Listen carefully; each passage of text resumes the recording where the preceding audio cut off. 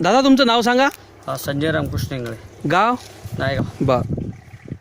हा तुमचा पपईचा बाग आहे. किती एकराचा बाग आहे हा? 3 एकर. बर. RPS 76 जे आहे आपलं धन्वंतरीचं, हा ते तुम्ही याला यूज केलेलं आहे का? हा यूज केलेला आहे. बर. किती वेळा यूज केलं? हे केलं मी 5-6 वेळा. 5-6 वेळा. बर. म्हणजे फवारणी ड्रिंचिंग ड्रिंचिंग. फवारणी आणि ड्रिंचिंग केलं. बर. तुम्हाला मग RPS 76चा याच्यामध्ये बेनिफिट काय वाटला? पपईला काय त्याचा बेनिफिट झाला? क्वालिटी राहिली त्या RPS 76. क्वालिटी राहिली. फवारे कोणतेच नाही मारले आपण. दुसरे फवारे कोणतेच नाही मारले. बर. म्हणजे तुम्ही पपईचं उत्पन्न किती वर्षापासून घेता?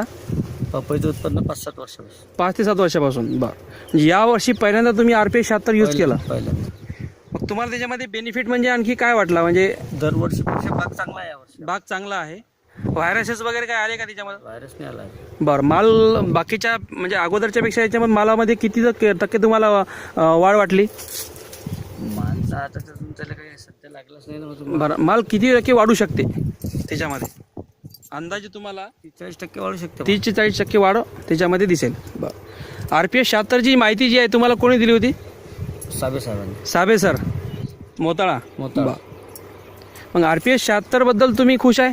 खुश आहे. तुम्हाला नक्कीच फायदा करणार असं वाटते? हा. इतर शेतकऱ्यांना तुम्ही RPS 76 बद्दल काय सांगू इच्छिता? त्यांना माहिती देऊ आपण. माहिती द्यायची तुमची इच्छा आहे कारण की तुम्हाला बेनिफिट झालेला आहे. हा. बरं. धन्यवाद.